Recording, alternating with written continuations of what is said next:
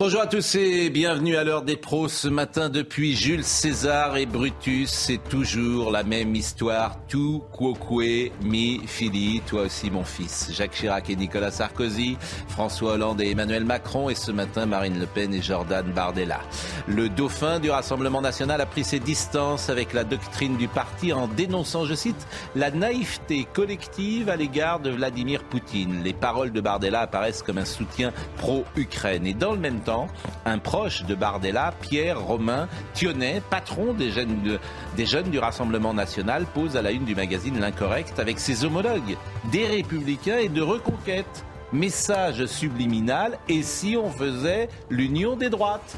LR plus RN plus Reconquête serait-elle l'équation gagnante à droite pour reconquérir le pouvoir ? Jordan Bardella pense-t-il que le nom Le Pen est un frein pour gagner l'Élysée ? Poursuit-il une stratégie personnelle et différente pour ramasser la mise et rassembler les droites ? L'avenir le dira. Mais cette sortie n'est ni un hasard, ni une coïncidence. Jordan Bardella a des états d'âme. Tout quoque mi fili. Il est 9h. Audrey Berthaud. 3 mois après la disparition de Leslie et Kevin dans les Deux-Sèvres, l'enquête s'accélère. Un ami du couple a été mis en examen pour enlèvement et séquestration, tandis que 2 autres hommes sont en garde à vue. L'homme de 22 ans mis en examen a été placé en détention provisoire. Le mystère reste entier sur le sort des disparus. Si vous avez moins de 15 ans et que vous voulez vous inscrire sur TikTok ou Instagram, il faudra désormais l'accord de vos parents. L'Assemblée a voté hier l'obligation de vérifier l'âge des utilisateurs à l'inscription. En cas de manquement, une amende pourra être infligée à l'entreprise allant jusqu'à 1% de son chiffre d'affaires mondial. Enfin, il y a 40 ans, le 3 mars 1983, disparaissait à l'âge de 75 ans le créateur de Tintin, Hergé, grand maître de la BD. Hergé, de son vrai nom, Georges Rémy, a donné vie à Tintin. Ses aventures ont été éditées à plus de 200 millions d'exemplaires et traduites dans plus de 40 langues. Tout quoque mi fili, Gauthier Lebret. Ça n'arrivera jamais entre nous, Pascal. Petit scarabée, ça va. Jamais. Je le vous ferez pareil. Je le jure. Mais c'est la vie, petit scarabée. C'est la vie. Je ne vous attendrai jamais à la sortie du plateau. Mais les hommes sont comme ça. Les hommes sont comme ça. C'est la vie de l'humanité. Rien de nouveau sous le soleil. Le roi est mort, vive le roi. Laurent Geoffrin. Vous avez été trahi, Laurent Geoffrin, par des gens que vous aviez mis en place ? Oui, ils ont raté leur coup. Oui, mais...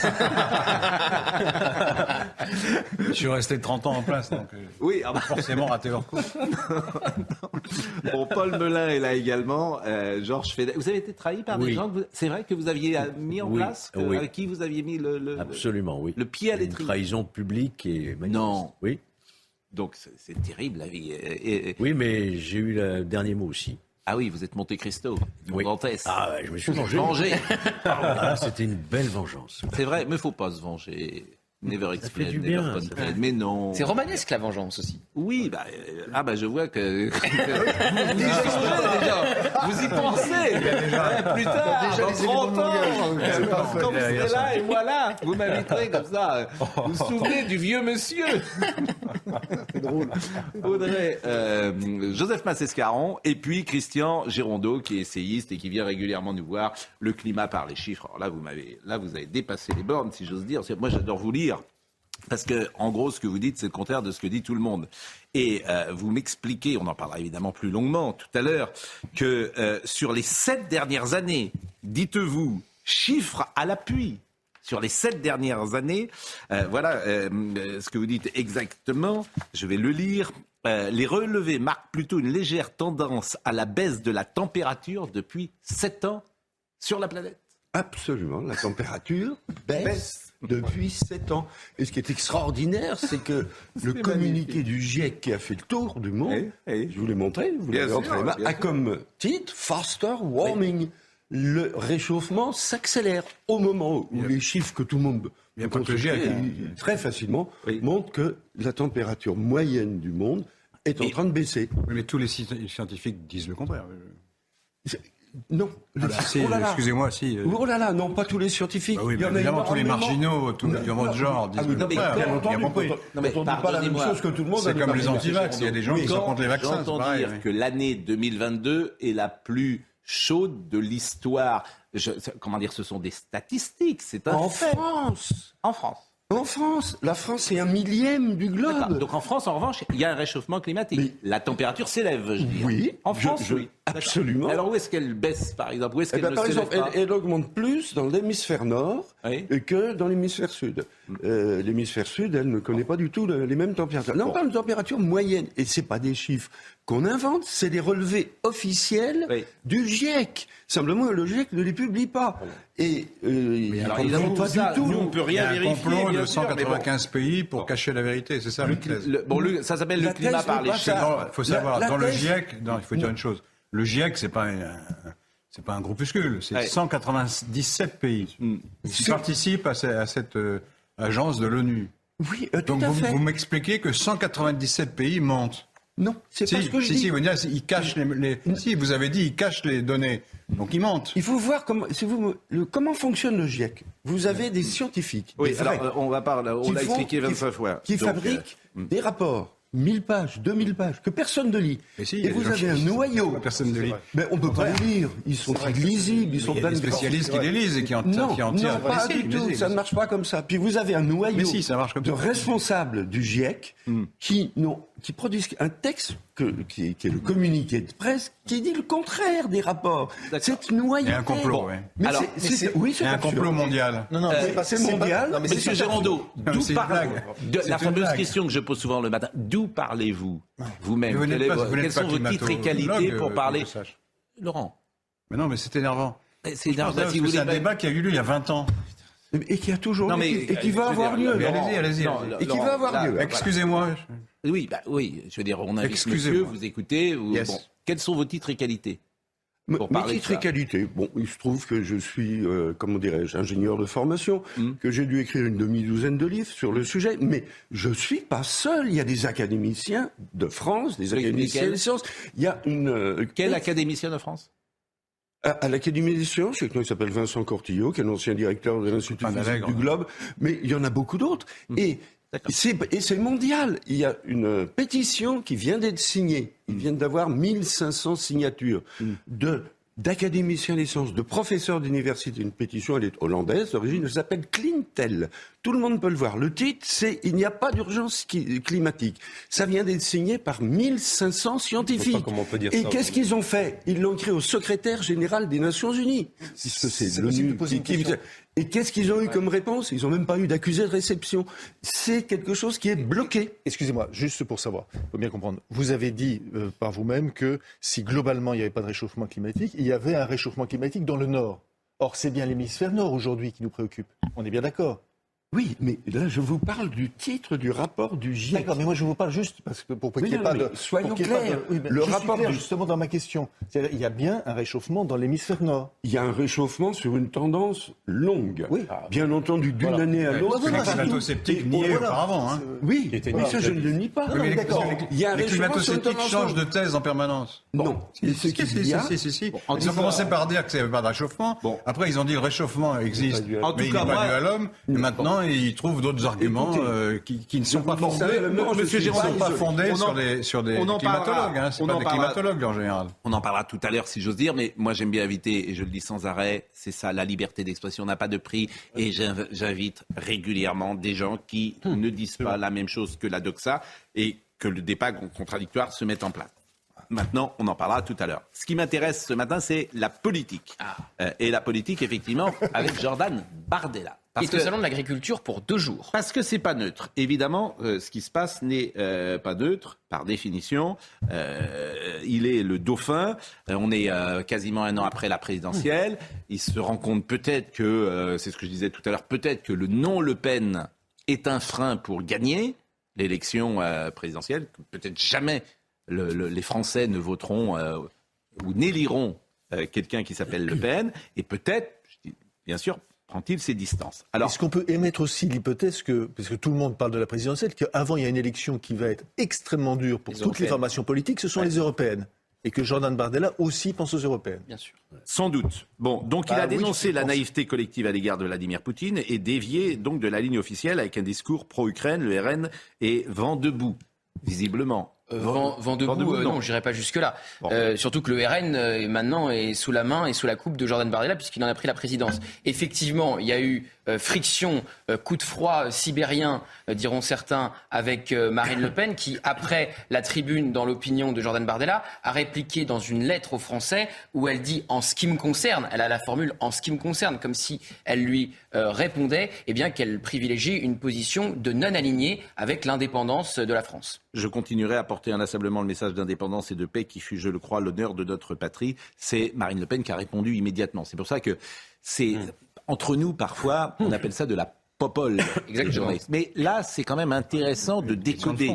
Il y a une question de fond. Bon, Philippe Olivier, tout le monde ovationnait la Troisième Guerre mondiale. Moi, je n'ai pas envie de me prêter à cette hystérie collective. Est-ce qu'on a envie de mourir pour Danzig ? Alors là, il faut faire une explication. Qui est Philippe Olivier ? Philippe Olivier, c'est un conseiller spécial de Marine Le Pen, qui est aussi député européen. Et quand il dit tout le monde applaudissait la Troisième Guerre mondiale, c'était dans les colonnes du JDD, ça faisait référence aux députés européens qui applaudissaient Volodymyr Zelensky, et notamment les députés européens du RN. Sous la coupe de Jordan Bardella, qui leur a dit il faut applaudir Volodymyr Zelensky. Et ça n'a pas plu à Philippe Olivier, qui fait une référence à Marcel Déat, collabo socialiste, qui se posait les mêmes questions en 1939 et qui n'était pas pour entrer en guerre avec l'Allemagne. Bon, est-ce que je peux vous montrer, avant de vous donner la parole, de donner tous les éléments pour voir la friction qui peut exister ou les différences ?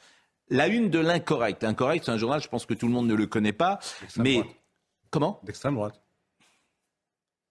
Enfin, est-ce que Libération est un journal d'extrême gauche, quoi ? Faut arrêter. Moi, j'en ai marre. Arrêtez de dire que. Mais arrêtez de dire que. C'est animé par des gens qui ont des. Mais arrêtez de dire que tout le monde est d'extrême droite, quoi. C'est insupportable. Mais l'Incorrect. Pourquoi vous dites ça d'abord que l'Incorrect ? Parce que c'est vrai. Alors, qui est d'extrême droite dans l'Incorrect ? Non, mais j'ai lu ce journal. Mais qui ? Vous avez lu qui ? Non, mais j'ai lu, je connais pas le nom. Bon, vous connaissez pas, donc c'est un journal. Si, je le connais parce que je l'ai lu. Mais alors, quels sont les journalistes qui sont d'extrême droite ? Vous les accusez. J'ai lu le texte. Mais qui sont-ils ? Vous les accusez, c'est grave. Il suffit de le lire. Un journal, ça se lit. Eh bien, quels sont les journalistes qui sont d'extrême droite dans ce journal ? Je ne connais pas leur nom. Bon, j'ai lu le texte. Alors, vous faites des lettres. Lisez, vous n'avez pas lu le texte. En tout cas, c'est un journal qui prône l'union entre le Rassemblement national, Reconquête et les Républicains. L'incorrect. Et c'est intéressant, cette une. Bon. Enfin, à la une de ce journal, vous avez Guillaume Carayon, qui est le président des Jeunes des Républicains. Et vice-président du parti aussi. Et vous avez Stanislas Rigaud, président de Génération Z, le mouvement de jeunesse d'Éric Zemmour. Et vous avez Pierre-Romain Thionnet. Pierre-Romain Thionnet, voilà, le patron du RNJ, le mouvement de jeunesse du Rassemblement national. Donc le mouvement subliminal de cette photo, c'est l'union des droites. C'est ça. Avec le titre, regardez, les jeunes coupent le cordon. Cordon sanitaire qui empêche le débat et le cordon ombilical à leur chef que certains d'entre eux n'ont pas prévenu avant de faire cette une. Évidemment, la gauche fera tout pour que ce cordon continue, parce qu'autrement, ils sont battus pendant 50 ans. Juste une nuance. Peut-être. C'est pas si sûr. Juste une nuance, parce que... Donc ils ont tellement peur, effectivement, que les Républicains... Jusqu'à présent, c'est la droite qui a maintenu le procès. Mais bien sûr, et on écoutera tout à l'heure. Une précision pour Mais vous les dire... jeunes, peut-être, ne sont pas sur cette ligne-là, parce que les jeunes, peut-être, considèrent que Marine Le Pen n'est pas d'extrême droite, que le Rassemblement national n'est pas d'extrême droite. D'ailleurs, je le dis sans arrêt. Les jeunes des Républicains, ça fait pas de doute, oui. Il faudrait qu'on m'explique. Certains des jeunes LR ont voté Marine Le Pen au second tour. Bien vous expliquer. Oui. Non, mais ce que je voulais préciser... Éric Ciotti a dit « Il n'y a rien dans les propos de Guillaume Carayon que je conteste, c'est le titre et la photo qui sont malveillants ». Ça veut dire quoi ? Alors, effectivement, Guillaume Carayon juge le titre fallacieux. Je le cite, je l'ai contacté au téléphone au moment où cette une est parue, parce qu'il dit qu'il est contre l'union des droites dans l'interview, enfin contre. C'est-à-dire que les trois jeunes hommes sont amis dans la vie. Ils sortent dans les mêmes bars, ils fréquentent... Et puis ils ont peut-être les mêmes idées. Sur 90% des sujets. Il suffit de lire l'entretien. S'ils ont les mêmes idées, il faut mieux qu'ils s'associent, c'est plutôt logique. Alors, ils ont des divergences sur les retraites, notamment. C'est-à-dire que Guillaume Carayon et Stanislas Rigaud sont pour la réforme des retraites portée par Emmanuel Macron. À l'inverse, Pierre-Romain Thionnet du Rassemblement national, ça ne vous étonnera pas, est contre. Mais effectivement, ils sont d'accord sur la plupart des sujets. Il suffit de lire l'entretien pour s'en rendre compte. Après, ce concept d'union des droites porté par Éric Zemmour pendant la campagne présidentielle est rejeté par Marine Le Pen et Éric Ciotti. Et c'est pour ça que c'est intéressant de voir que Bardella ne paraît pas tout à fait sur cette ligne-là. Il laisse un peu d'ouverture sur l'idée de l'union des droites. Il reprend pas le concept, mais je vous rappelle que Jordan Bardella, on en avait parlé ensemble pendant la campagne présidentielle, Pascal Praud, il avait proposé à Stanislas Rigaud d'être candidat RN et donc de devenir potentiellement député du Rassemblement national. C'était plus du débauchage que l'union des droites. Georges Fenech a connu jadis les LR et le FN. Est-ce que vous diriez aujourd'hui que l'homme des Républicains que vous étiez, est-ce qu'il y a des passerelles aujourd'hui avec le RN alors qu'il n'y en avait pas avec le FN ? Il y a toujours eu une ligne rouge, moi je me souviens très bien, depuis Jacques Chirac.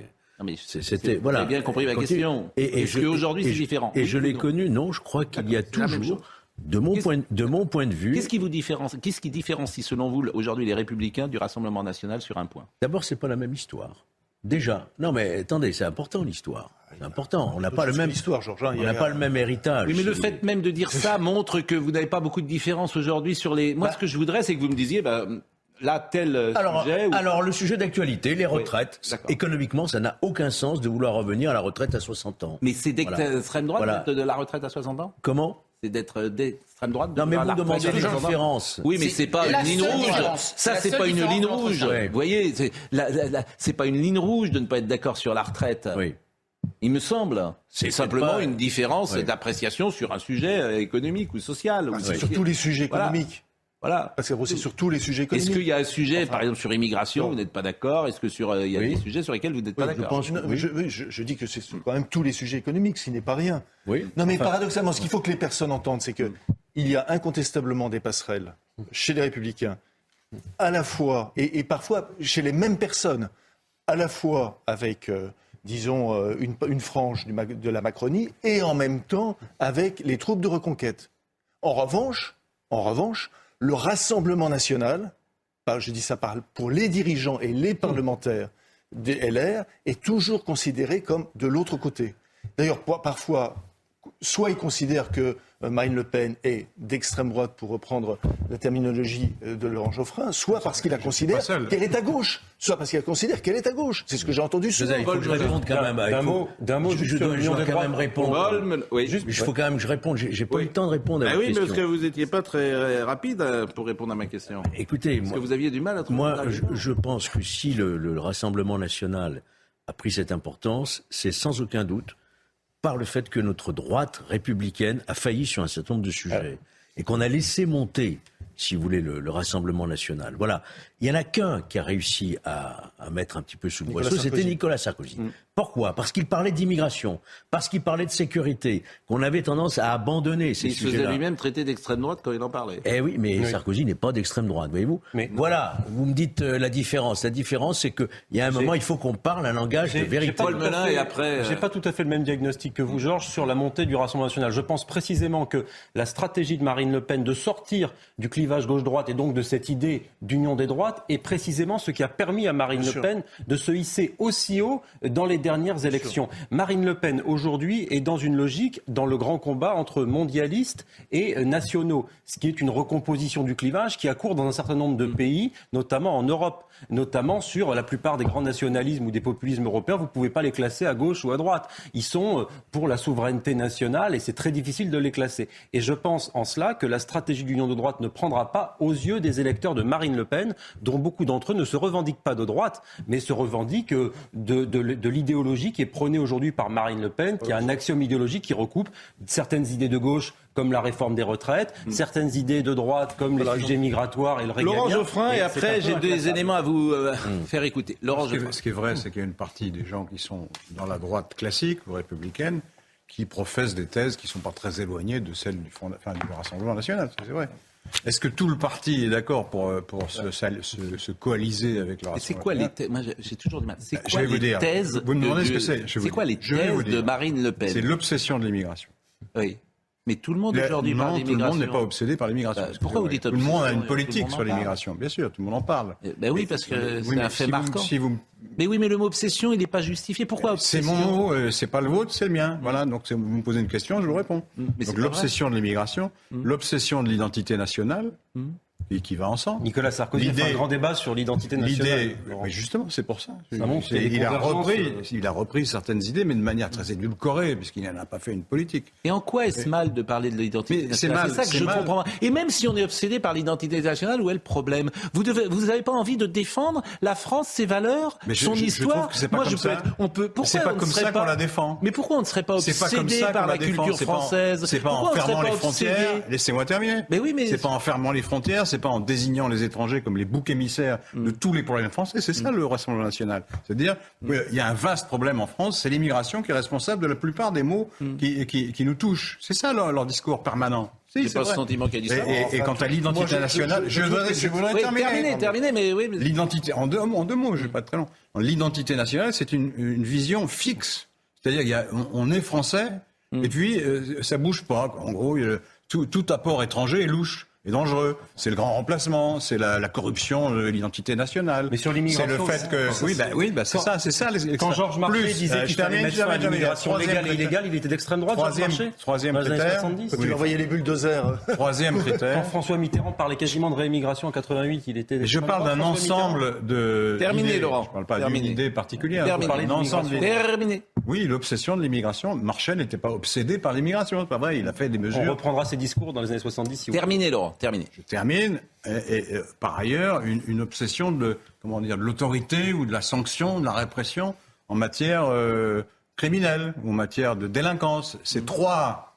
Parce que, évidemment, il y a d'autres gens qui parlent de délinquance, il y a d'autres gens qui demandent des sanctions. Et ça, c'est ça définit l'extrême de droite. vouloir l'autorité, c'est l'extrême et la droite. preuve, d'ailleurs. Donc l'autorité, l'identité nationale, ça, c'est l'extrême droite. L'obsession, le fait de faire passer l'identité nationale avant toute valeur.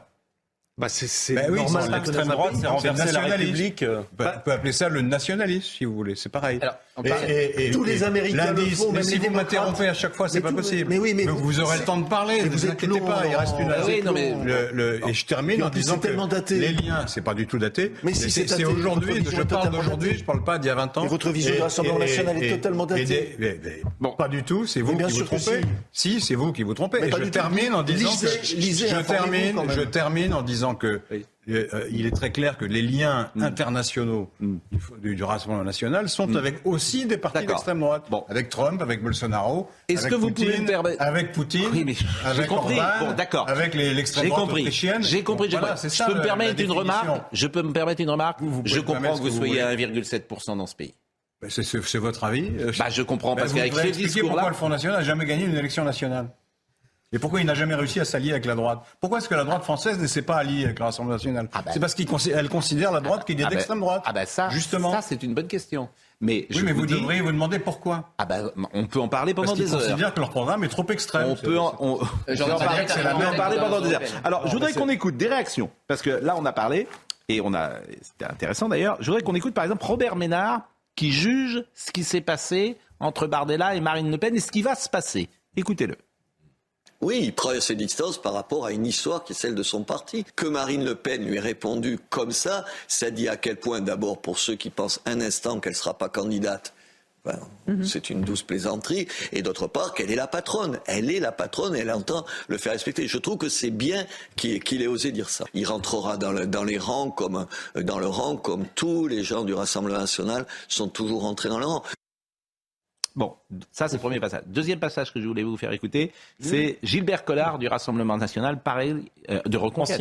Ancien. Il n'y est plus. Il n'y est plus à Reconquête. D'ailleurs, il a vivement critiqué Éric Zemmour et il demande à Éric Zemmour de laisser sa place à Marion Maréchal. Voilà, mais Gilbert Collard, si tu prends avec toi, il y a un parallèle à faire entre Robert Ménard et Gilbert Collard, c'est les deux tontons flingueurs et chacun règle ses comptes, l'un avec le RN et l'autre avec Reconquête. Écoutez Gilbert Collard, il y a longtemps qu'on l'a pas reçu d'ailleurs, tiens Gilbert Collard, on va l'inviter bientôt, écoutez-le.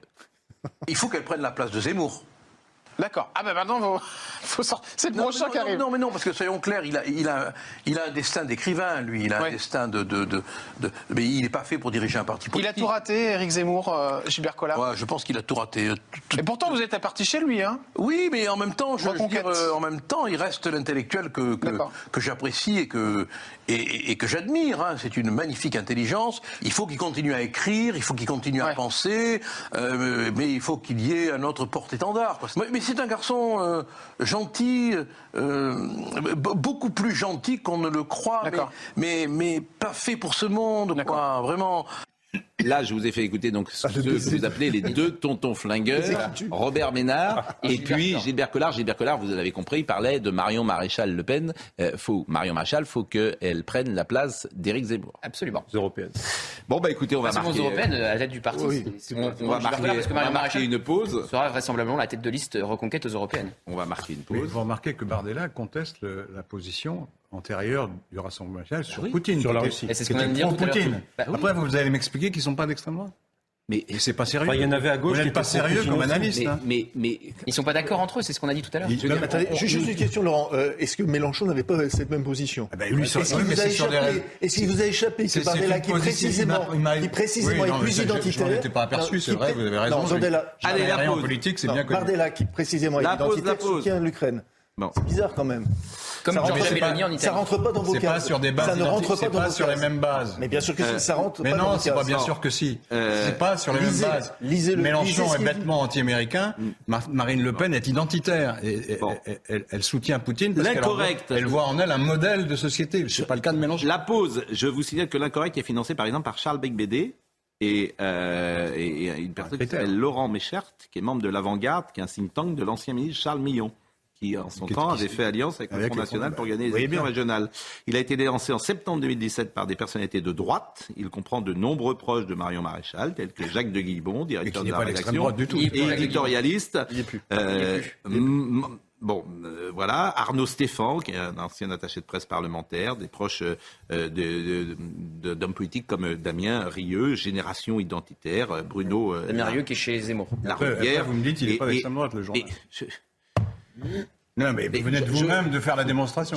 Je lis, je donne des informations aux uns aux autres. Vous, voilà. Non, c'est que j'avais les mêmes. Je peux en donner une. Je vous ai demandé. Je vous ai dit que Jacques de Guibon n'y était plus. Jacques Jacques de de Guibon a quitté le journal L'Incorrect parce qu'il trouvait que la ligne La pause, là, éditoriale- je suis très en retard. Soyez gentils. Un peu de discipline et d'autorité. Il a lui donné une information. Audrey Berthaud nous rappelle les titres du jour. L'affaire Pierre Palmade, aucun contenu pédopornographique n'a été retrouvé dans les supports informatiques de l'humoriste. On vient tout juste de l'apprendre. Des investigations étaient menées par les enquêteurs sur le matériel informatique de Pierre Palmade. Pierre Palmade qui n'a pas encore été entendu dans cette affaire en raison de son état de santé. Il n'y aura pas de match de football ce week-end dans les Bouches-du-Rhône. Cette décision a été prise suite à l'agression d'un arbitre blessé à la tête par un joueur dimanche dernier dans la commune de Saint-Mitre-les-Remparts, près de Marseille. La victime a déposé plainte tandis que l'agresseur présumé, le capitaine de l'équipe de Châteauneuf, a été placé en garde à vue. Et puis des perquisitions sont en cours à la gare de Larissa en Grèce. Une collision meurtrière a eu lieu mardi soir entre deux trains. Une enquête sur les causes de l'accident est en cours. Au moins 57 personnes ont perdu la vie. Le gouvernement a fait hier son mea culpa sur les défaillances chroniques du réseau ferroviaire du pays. Et puis Audrey, vous ne le direz pas vous-même parce que vous êtes trop délicate, bien sûr, mais bon anniversaire à Monsieur Berthaud Père. Hein, bien évidemment. Très bon anniversaire à mon papa. Bah, exactement. Mais c'est important le reste, vous savez. Bon, il doit être très fier de vous en tout cas, et ça c'est l'essentiel. On va écouter Jacques Chirac, puisqu'on va écouter d'où vient la droite, parce qu'en fait la droite vit depuis 86, 81. C'est-à-dire que le Front National sort en 84 avec les élections européennes, fait 10%. C'est une déflagration. Et en 86, il a un groupe à l'Assemblée nationale. Il rentre à l'Assemblée nationale. Il rentre à l'Assemblée nationale et puis il y a un cordon. Grâce à Mitterrand. Grâce à François Mitterrand. À cause. Ça ne nous a pas échappé. Et il y a un cordon sanitaire et depuis, effectivement, il y aurait pu avoir des passerelles, parce qu'il y avait quand même quelques points communs, disons-le, entre la droite. En fait, il y aurait pu avoir des passerelles, comme il y a des passerelles entre le PS et le PC. Où il y avait. Oui, mais il y a eu la fracture de la guerre détail. et la fracture de l'Algérie. C'est ça l'origine historique. Oui, l'Algérie, oui, mais bon. Et de la guerre. Je pense que le détail a beaucoup pesé. Le détail a. Et il y avait l'antisémitisme affleurant permanent de Le Pen qui était un obstacle. Alors écoutez ce que dit Jacques Chirac. C'est une archive de 1995. Il vient de gagner le premier tour de l'élection présidentielle. Il est en tête. Et Jean-Marie Le Pen est qualifié pour le deuxième tour. Et il n'y aura pas de débat. Il n'y aura pas de débat. 2002. Le second tour, vous avez 95. 2002. On est en 2002, excusez-moi. Donc, vous allez écouter et Jacques Chirac et Jean-Marie Le Pen pour dire d'où on vient, précisément. Pas plus que je n'ai accepté dans le passé d'alliance avec le Front National, et ceci quel qu'en soit le prix politique.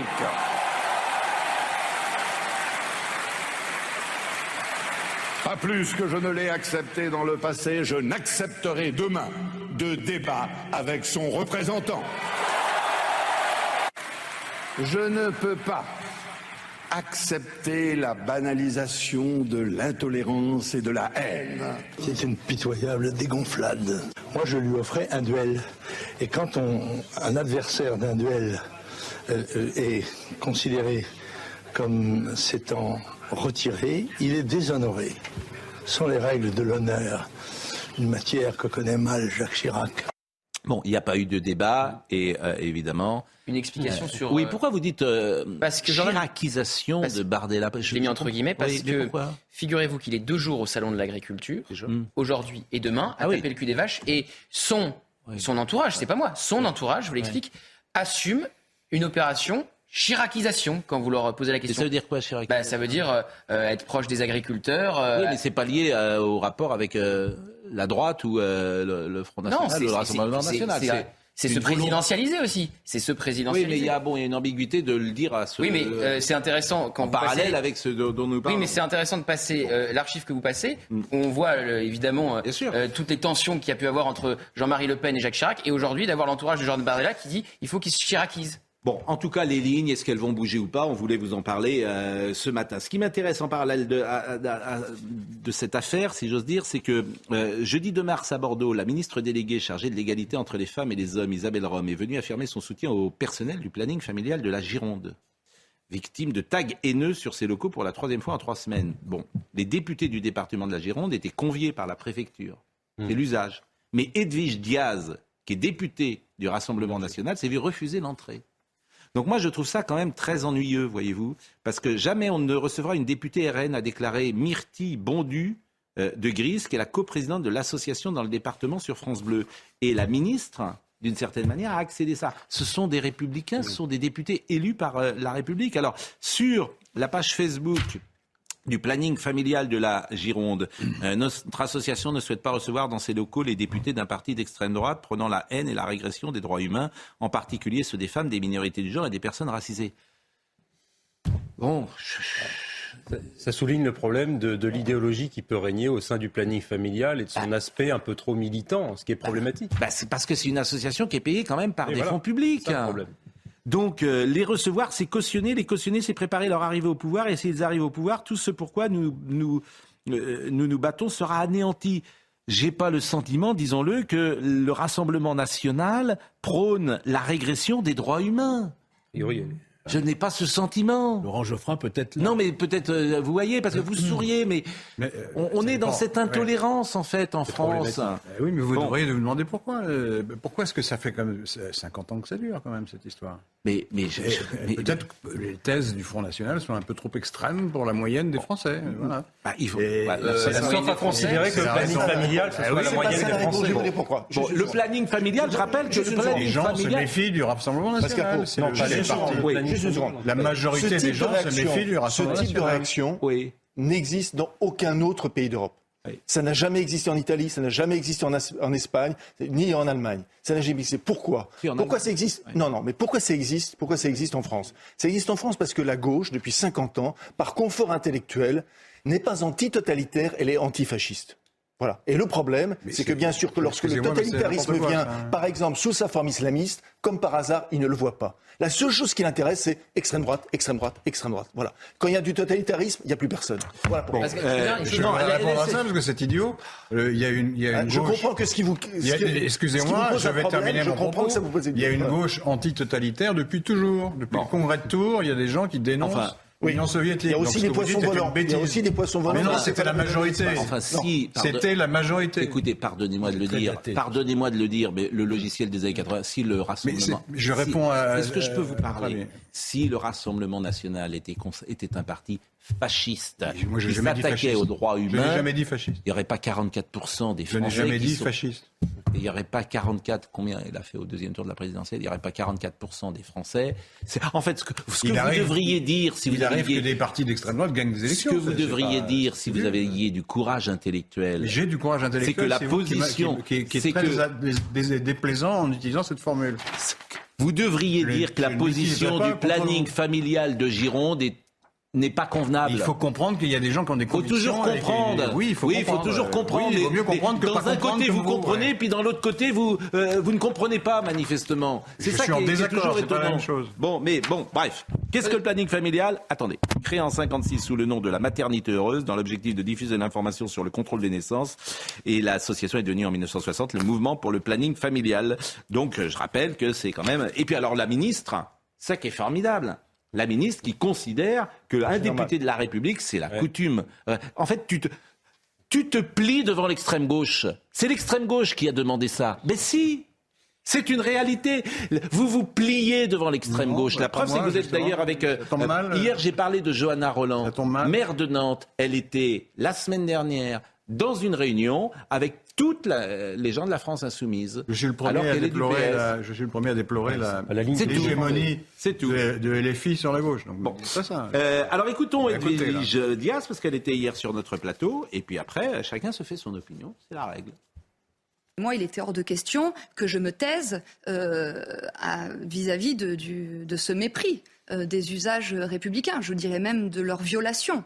Donc, je tenais à être présente et donc au moins, on a vu plusieurs choses. On a vu qu'un ministre est capable de s'aplatir devant des injonctions d'une association politisée.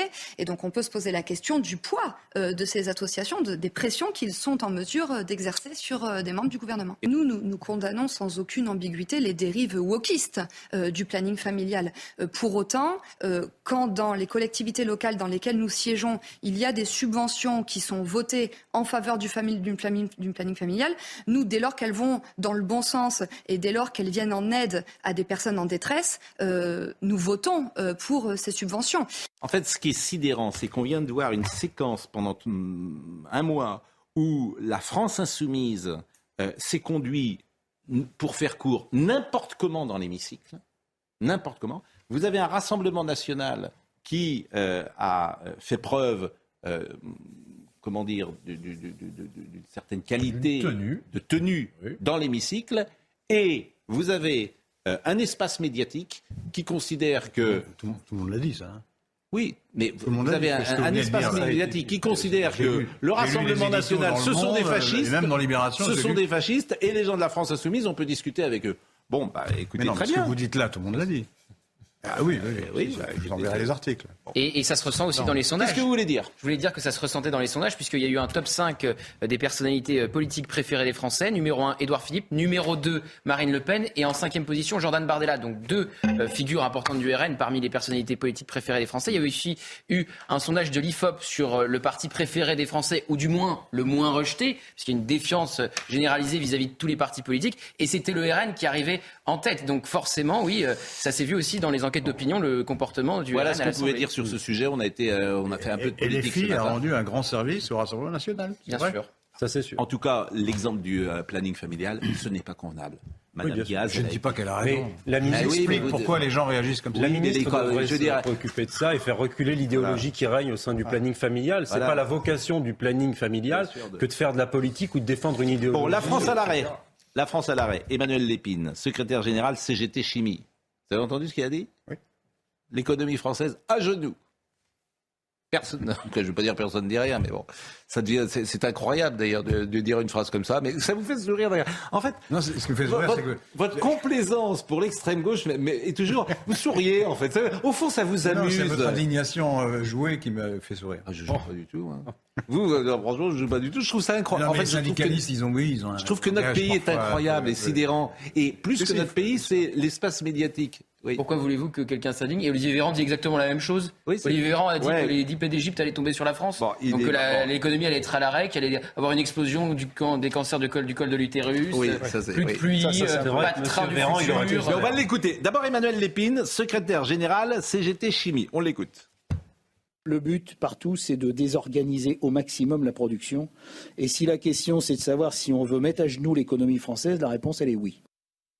Bon, donc, je ne sais pas le monde dans lequel ils veulent vivre. D'ailleurs, je ne sais pas s'ils veulent vivre. Je crois que il y a une fraction à la CGT qui est beaucoup plus virulente que Martinez. Et après, la formule est peut-être malheureuse, mais ce qu'on veut peut-être dire, c'est de mettre à l'arrêt l'économie. Il y a un congrès, Monsieur Méné, mais non, mais il prend la ligne la plus radicale. Oui, bien sûr.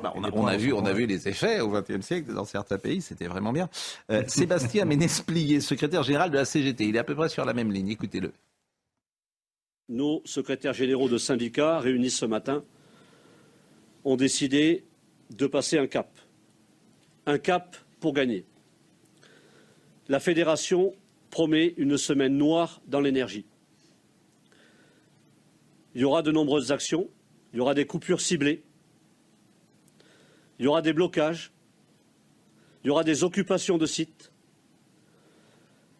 On poursuivra aussi les robins de bois de l'énergie pour les gratuités notamment. Donc nous avons décidé, vous comprenez dans mes propos, de repeindre les lignes rouges. Donc pour nous, il est très clair, à partir de lundi, c'est la grève reconductible jusqu'au retrait de la réforme et donc jusqu'à la gagne. Jusqu'à la gagne. Et là, on va écouter M. Véran, qui est curieusement sur cette ligne-là, d'une certaine manière. Puis, alors, je rappelle que dans le livre biblique de l'Exode, une série de fléaux terrifiants a frappé l'Égypte à la suite de l'affrontement entre Moïse et le Pharaon, qui avait réduit le peuple hébreu en esclavage. Il y a 10 catastrophes qui se sont abattues sur l'Égypte. Les eaux du Nil transformées en sang, l'invasion de grenouilles, de moustiques, puis de mouches, la disparition des troupeaux, l'épidémie de pustules, l'orage de grêle, la prolifération de sauterelles, les ténèbres et enfin, la mort des premiers-nés. Eh bien... Pas loin. Olivier Véran n'est pas allé jusque-là, bien sûr. Mais écoutez ce qu'il a dit.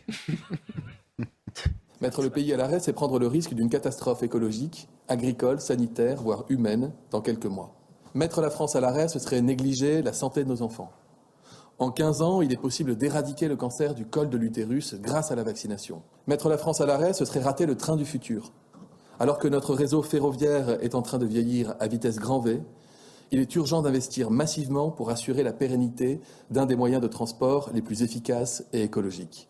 Bon, l'affaire du col de l'utérus, c'est quoi? Non, et puis c'est du pur cynisme. Il fait ça parce qu'il a envie de mettre le feu aux poudres vis-à-vis des syndicalistes. Enfin, il ne faut pas être dupe, je pense, sur les intentions de M. Véran, qui a envie de cliver. Et c'est une stratégie un peu classique. Donc après, il ne faut pas s'étonner des déclarations des syndicalistes face à un gouvernement qui est mutique et face à M. Véran qui, avec la morgue qu'on lui connaît, prédit le chaos face aux Français. Enfin, c'est totalement irresponsable. Il y en a marre qu'on brandisse des peurs comme ça à chaque fois. Non, mais c'est la stratégie du Véran.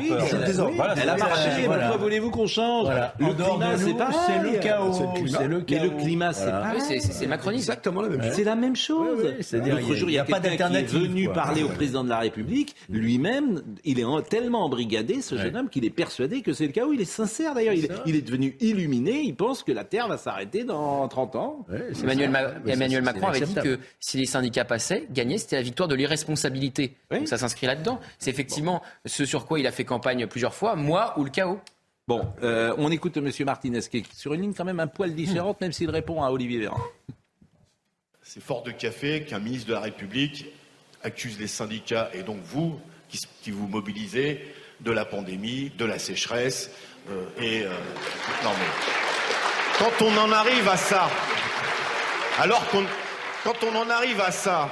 alors qu'on a démarré le 10 janvier en disant c'est une réforme de justice sociale, ça veut dire que, comme on dit, il rame. Et je ferai une citation de Laurent Berger qui a même dit ils vont bientôt nous accuser de nous faire dire que c'est à cause des syndicats que la France a perdu en finale de la Coupe du Monde. Bon, qu'est-ce qui va se passer? Personne ne sait. À votre avis, vous avez une intuition? Je crains que le mouvement actuellement unitaire se sépare, qu'une partie des centrales ou des fractions de centrales ou des syndicats de branche veulent être beaucoup plus durs parce que pour l'instant ils n'ont pas obtenu satisfaction. Et probablement la CFDT, la CFTC, peut-être l'UNSA, qui sont pour l'instant sur une ligne assez dure. Parce que l'histoire de la France à l'arrêt, c'est Berger qui l'a dit ça, mais c'était pour une journée.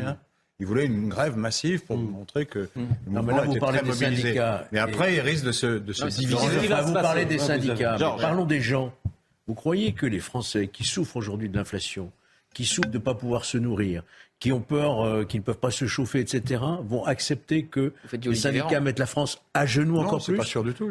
C'est ça. Je dis que les enquêtes d'opinion, ils sont plutôt derrière les durera pas. Ça, Georges, c'était le pari du gouvernement depuis le départ, et ça n'a pas eu lieu jusqu'ici. Mais Georges, je suis pas sûr, parce que vous ne voyez pas une partie des Français qui, vous allez en voir un Mars rouge en plus. Vous savez de combien l'inflation, quand vous faites vos courses, je ne sais pas si vous les faites, entre le 1er janvier 2022 et ce que sera le 1er juillet 2023, votre yaourt, Votre yaourt. Sur l'alimentaire, ça peut être 14%, je sais. Il aura pris 25% d'inflation, je sais bien. En 18 mois. Vous savez bien. Et vous croyez qu'en mettant la France à genoux, on va faire baisser l'inflation ? Je pense que non, mais je pense qu'il y a des gens aujourd'hui qui, lorsque tu leur dis que tu vas bosser jusqu'à 64 ans et qu'ils gagnent 1 000 euros par mois ou 1 200 euros par mois, je pense qu'ils vont pas y aller. Et dans cette retraite, ce qui manque, c'est pour ceux qui sont le plus en difficulté. C'est pas pour les cadres d'État, mais on l'a dit. Et puis les gens se mobilisent pas que pour les retraites, ils se mobilisent. On va recevoir Frédéric Tadei. Bon, petit scarabée. Merci, grand pharaon. Non, petit scarabée, tout compris, ni Philly. Non mais attends, grand pharaon, il se prend pour Moïse. Oui. Non, grand pharaon, c'est pas ça. Mais non, il se prend pour Moïse. Mais non, c'était dans quoi ? C'était dans Kung Fu, petit scarabée. Oui, Kung Fu. Voilà, c'est petit scarabée. Bon, c'est bien. C'est bien. Vous êtes tenu aujourd'hui. C'est gentil. Et je ne serai pas Brutus. Non. On ne sait pas. Mais c'est terrible d'ailleurs. C'est l'histoire humaine. C'est la politique. Emmanuel Macron a été Brutus par rapport à François Hollande. Eh oui. Vous avez un ami. Et vous-même, vous avez. Alors, on dit toujours. Est-ce que vous avez trahi un de vos chefs, un de vos patrons, un de vos mentors ? Ah non, moi c'est pas mon genre. Ah oui, vous connaissez quelqu'un qui dit je suis un traître ? Moi, j'en connais pas. Ne me posez pas la question si vous pensez que je vais mentir. Non, mais peut-être que des gens. D'ailleurs, non, il est là et il a voulu vous parler. Il va rentrer. Le rideau va s'ouvrir. Non, mon patron, c'était Serge July. Je l'ai pas trahi. Ouais. Je me souviens, il est parti, mais j'étais pas là. Et mon autre patron, c'était Jean Daniel. J'étais ami avec lui. Oui. Bon, c'est bien. Vous voyez, vous n'êtes pas complètement mauvais. Pas totalement. Vous pouvez rester sur ce plateau. Pour vous, je ne vous garantis rien.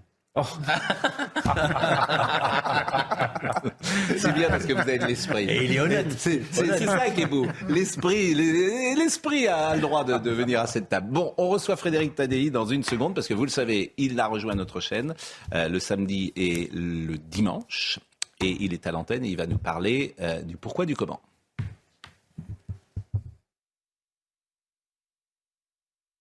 Ça nous fait très plaisir d'accueillir sur cette chaîne et sur ce plateau Frédéric Tadei qui a commencé la semaine dernière entre 22h et minuit, le samedi et le dimanche, son rendez-vous d'actualité, comment je dis ? De débat. Ça s'appelle les visiteurs du soir. Moi je dis que c'est pas tout à fait d'actualité. Si vous voulez, l'actualité, c'est l'écume des choses. Et nous, ce qui nous intéresse, c'est la mer qui est en dessous. En tout cas, moi, ça me fait très plaisir que vous soyez là parce que, à mes yeux, je vous aime beaucoup. Je vous connais pas beaucoup, mais j'aime beaucoup votre travail parce que vous symbolisez quelque chose qui est parfois en perdition. C'est l'indépendance d'esprit. Oui, c'est pas facile. Donc, la tolérance également et la liberté d'expression. Et c'est vrai que j'ai parfois le sentiment que, paradoxalement, curieusement, quand je vois les débats des années 70, quand je vois les gens chez Pivot, par exemple, où tout le monde était là, j'ai l'impression qu'aujourd'hui, c'est plus compliqué. Mais d'ailleurs, moi, c'est plutôt ma référence, parce qu'en fait, je regardais plus la télévision dans les années 70, 80 qu'aujourd'hui. Aujourd'hui, j'ai l'impression que je n'ai pas regardé la télévision depuis les années 90, à peu près, depuis que j'en fais d'ailleurs. Et même avant, j'avais arrêté de regarder la télé. Et donc, en fait, moi, j'en suis resté là, ouais. Mais vous voyez, par exemple, là, je reçois monsieur Christian Girondeau. Le climat par les chiffres. Bon, je suis le seul à le recevoir. Il sera nulle part. Il n'ira pas à France Inter. Il est blacklisté partout. Pourquoi ? Parce qu'il propose sur le climat, où il fait entendre une voix différente de, j'allais dire, la doxa. Donc ça, il ne me semble pas que ça existait dans les années 70. Mais on va en parler ensemble avec vous. Et vous me direz, par exemple, si vous auriez reçu M. Girondeau, si vous trouvez qu'il est crédible ou pas. Avec plaisir. Je le recevrai avec plaisir, mais il y aurait quelqu'un en face. Oui, j'espère bien. Évidemment qu'il y a quelqu'un en face, il y a monsieur non, mais il y aurait quelqu'un en face qui a travaillé de la même manière. Voilà, mais moi, c'est mon truc à moi. Je ne suis pas un spécialiste du climat, vous avez raison. Girondeau non plus. Sauf Frédéric, que si vous voulez faire dialoguer monsieur Girondeau avec quelqu'un du GIEC, le type du GIEC refusera. Vous ne pourrez pas monter le plateau. Ils ne viendront pas, parce qu'ils ne veulent pas parler avec ça, je confirme. Ils ne veulent pas parler. Je ne sais pas ce qu'il en est aujourd'hui. Il se trouve que Jean Jouzel, qui était d'ailleurs dans la première des Visiteurs du Soir, qui est venu beaucoup dans Ce Soir ou Jamais, et que j'ai vu alors lutter contre ce qu'on appelle les climato-sceptiques, contre les politiques, contre... Et à l'époque, en tout cas, Jean Jouzel, maintenant il n'est plus le vice-président du GIEC, mais il était très combatif et il acceptait alors, tous les à l'époque, débats. peut-être, mais moi j'ai le sentiment que c'est parfois plus plus difficile. Audrey Berthaud nous rappelle les titres et on est un poil en retard. Audrey. La revenante de Daesh, Amandine Lecos, est jugée à Paris. Le procès s'est ouvert hier à la Cour d'assises spéciale de Paris pour cette Française 2 fois mariée à des djihadistes en Syrie. Elle était revenue en France en 2019 avec 3 autres femmes radicalisées et 7 enfants. La décision est donc attendue aujourd'hui. Le gouvernement va présenter aujourd'hui un plan de soutien à l'industrie agroalimentaire avec des mesures d'urgence pour aider les entreprises à supporter la flambée de leurs coûts de production et des financements pour accélérer leur modernisation. Pour rendre plus compétitif ce secteur, un fonds de 500 millions d'euros devrait voir le jour selon Bercy. Enfin, regardez ces images d'Hong Kong. Un hôtel de 42 étages en construction a été ravagé par les flammes cette nuit. L'incendie n'a fait aucune victime, mais 170 riverains ont dû être relogés en urgence. Les autorités ont indiqué que le feu était largement éteint ce matin. Frédéric Tadei est donc sur CNews depuis la semaine dernière entre 22h et minuit. Les visiteurs du soir. C'est bien ça. En référence à un film que chacun a pu voir. Alors évidemment, moi j'aime beaucoup les titres d'émissions qui sont inspirés d'un titre de film. Donc c'est à la fois ça, mais c'est aussi cette expression que tout le monde connaît sur, vous savez, ces conseillers de l'ombre qui se glissent le soir à l'Élysée. On en parle depuis au moins François Mitterrand, Laurent Geoffrin. Je ne sais pas si on parlait des visiteurs du soir sous Valéry Giscard d'Estaing. Mais non, c'est né sous Mitterrand. C'est né sous Mitterrand, mais on en parle pour tous les présidents de la République. Ils viennent comme ça. Au moment du tournant de la rigueur, parce qu'il y avait des conseillers officiels le jour. Et Mitterrand voyait des gens qui étaient dissidents, mais il les voyait discrètement parce qu'il ne voulait pas vexer les autres. Voilà. Et Mitterrand adorait cloisonner aussi. Et il me semble qu'on rêverait tous d'avoir des visiteurs du soir qui viennent nous dire voilà comment sont les choses, comment ils voient les choses. Après, on fait ce qu'on veut, on se forge notre propre opinion, on prend nos propres décisions. Mais très joli titre, et on peut revoir le film d'ailleurs avec Jules Berry. Avec Jules Berry dans le rôle du diable. Ça, c'était le film de Marcel Carelné avec Alain Cuny et Arletty dans le rôle des envoyés du diable. Exactement. Bon, qu'est-ce que vous avez envie de faire ? Là, maintenant, tout de suite ? Dans l'émission. Qu'est-ce que vous avez envie de faire ? Et qu'est-ce qui vous frappe dans cette télévision et cette radio aujourd'hui, dans ce débat politique, sociétal, intellectuel? Je me fie plus à ce que j'entends dire. Moi, on n'arrête pas de me demander des interviews pour savoir pourquoi il n'y a plus de débat. Alors, je ne sais pas pourquoi il n'y a plus de débat. Et je vous l'ai dit, je ne regarde pas tellement de la télévision. Est-ce que vraiment il n'y a plus de débat ? J'en sais rien. Moi, j'ai envie de faire une émission à la fois pédagogique, plus pédagogique que ne l'était Ce soir ou jamais, par exemple, qui était une émission extrêmement animée avec des figures, des oppositions parfois radicales. Là, j'ai envie de faire une émission plus pédagogique où on a une chance de comprendre le monde, parce que je crois que ce monde, aussi compliqué soit-il, on peut l'expliquer. Les événements ne tombent pas du ciel, si vous voulez. Les choses peuvent être comprises. Ça ne veut pas dire qu'on les admet ni qu'on les encourage, mais ça veut dire qu'au moins on comprend pourquoi c'est comme ça. Et donc à la fois avec des interviews et puis aussi avec des débats, mais pas des grands débats comme j'en faisais dans Ce soir ou jamais, où il y avait 6, 7, 8 personnes parfois qui intervenaient. Et puis on vous avait écouté également longtemps dans Paris Dernière, qui était vraiment une émission culte. C'était à l'époque où j'étais avant-gardiste. Enfin, j'ai été moderne. Maintenant, je suis un classique. Bon, on a voulu, parce qu'effectivement, il reste parfois des images cultes des émissions que vous avez faites, et il y en a une, effectivement, qui reste très présente, c'est La colère d'Alain Finkielkraut dans une émission. Vous vous souvenez, évidemment. Bien sûr. C'est en quelle année, ça ? Je ne pourrais pas vous dire, mais je sais que pendant un certain temps, Alain m'envoyait ses livres et il me les dédicaçait de la part de Taisez-vous. Et il écrivait Taisez-vous en lettres capitales, avec un point d'interrogation. Alors, on va voir cet échange qu'il a avec un intellectuel. Avec Abdelraouf Dafri, qui est le scénariste d'un certain nombre de séries sur Canal+, à l'époque, qui a fait des films depuis. Bon, alors effectivement, ça reste un moment de télé, par exemple. Le discours romantique de l'appartenance, l'importance donnée par le rôle donné par les romantiques à l'appartenance face à l'idéologie d'un homme des Lumières, conçu comme son propre fondement. Maurice, eh bien, ce discours... Taisez-vous. Non, Abdelraouf Dafri, tout sauf romantique. Abdelraouf Dafri, laissez-le terminer. Laissez-le terminer. Possible. Non, laissez-le terminer. On vous écoute, Alain Finkielkraut.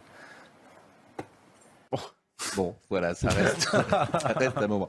Bon, alors des débats, nous on en a, mais vous voyez, la difficulté de recevoir Christian Gérondeau, c'est qu'au fond, moi j'ai pas travaillé aussi précisément. Ah, vous l'avez lu déjà? Oui, bien sûr, je l'ai lu, mais je peux pas lui apporter la contradiction aussi précisément que j'aimerais lui apporter la contradiction.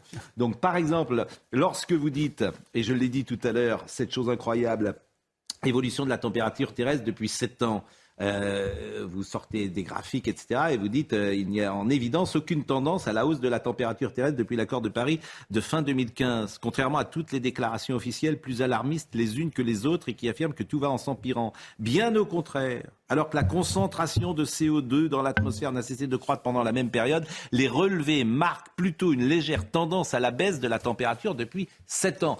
On va pas faire, on va pas les prendre. On va pas s'en sortir. Mais c'est les chiffres officiels. Oui, c'est pas les miens. Non. Il est inutile de chercher cette courbe fondamentale dans le rapport du GIEC de 2021 qui ose titrer le réchauffement s'accélère. La désinformation atteint, en l'occurrence, un niveau rarement atteint, avec des conséquences d'une extrême gravité, tant pour l'économie mondiale et plus particulièrement européenne et française, etc., etc. Mais quel est l'intérêt, la question pour le coup était posée par Laurent Geoffrin tout à l'heure, quel est l'intérêt selon vous que tous ces pays mentent sur le réchauffement climatique ? Quel est leur intérêt ? Ça coûte, par exemple, nous on va dépenser je ne sais combien de milliards pour la transition écologique. C'est beaucoup plus grave que ça. C'est qu'au départ, vous avez un noyau de gens qui ont pris le pouvoir des idées il y a 30 ans. Et les pouvoirs des idées, c'était très simple. Il y a de plus en plus de CO2, la température monte, elle montait à l'époque, et donc c'est l'homme qui est responsable. Regardez aux Nations Unies les responsables actuels du développement du département du développement, du département de l'environnement. C'est des gros nonnes allemands, on connaît leur nom.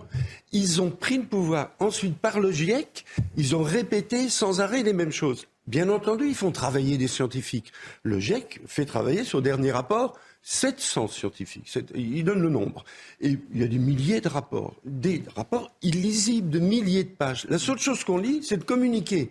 Et le communiqué, il dit exactement le contraire de ce qu'il y a dans les rapports. Pourquoi les auteurs ne le dénoncent pas alors ? Comment ? Pourquoi les 700 auteurs le dénoncent pas ? Parce que les auteurs, il y en a qui l'ont dénoncé et qui ont avec perte et fracas, claqué la porte. Sur des points marginaux, mais non, globalement... Je vais vous dire pourquoi. En plus, ce que vous me dites me surprend, parce que j'ai une courbe sous les yeux. C'est le réchauffement depuis 1850. Oui, mais regardez bien les dernières années, si votre courbe est exacte, parce que moi je vous montre les 8 dernières années. C'est une bande de gauchistes. Les 8 dernières années, le réchauffement s'est arrêté. Bon, c'est comme ça. Et alors, qu'est-ce qui se passe ? Qu'est-ce qui se passe ? Les auteurs sont des spécialistes. C'est un problème fondamental qu'avait soulevé déjà René Descartes. Chacun est dans sa spécialité. Il y a au moins 80 spécialités. Il y a ceux qui s'occupent des volcans, ceux qui s'occupent des glaciers, ceux qui s'occupent de la température de la mer, etc. Et ils sont assez idiots pour voir une température monter quand elle baisse. C'est ça que vous voulez dire. Ils sont spécialistes. Ils sont fiers et ils ont écrit des choses bien dans les rapports. Les rapports sont honnêtes. Mais le communiqué de presse... D'accord. Alors, les éoliennes, par exemple. Parce que les éoliennes, il faut voir on investit beaucoup sur les éoliennes. Est-ce que c'est utile, efficace et l'avenir ? Ça ne sert à rien, les éoliennes. Alors, vous êtes un peu surpris, mais c'est très simple à comprendre. Les éoliennes, ça marche avec du vent. Il y a des jours où il y a du vent, il y a des jours où il n'y a pas de vent. Bon, il y a pas de... Et le rapport de la production d'électricité, c'est 1 à 20. C'est pas un petit rapport. Donc, il y a des jours où il n'y a pratiquement pas de vent. Mettons que sur le mardi, il n'y a pas de vent. Est-ce qu'on va manquer de courant le mardi ? Ben non, on n'a jamais manqué de courant dans le passé. Et je peux rassurer ceux qui nous écoutent, on ne manquera pas dans l'avenir.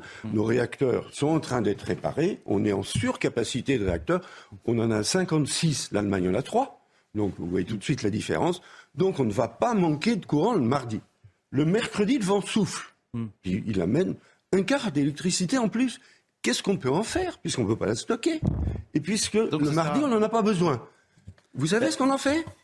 Alors, à 80%, on l'exporte. C'est-à-dire que les éoliennes qui tournent chez nous ne nous servent pas à nous. Elles servent à l'Allemagne, à l'Italie. On l'exporte, mais on l'exporte à 20% du prix qu'on a payé aux promoteurs, bien entendu. On l'exporte pas cher. Et puis, il y a des jours où les Allemands, les Italiens n'ont pas besoin de courant. Qu'est-ce qu'on en fait ces jours-là ? Qu'est-ce qu'on fait puisqu'on a l'électricité et qu'on ne peut pas la stocker ? Eh bien, on freine nos réacteurs nucléaires.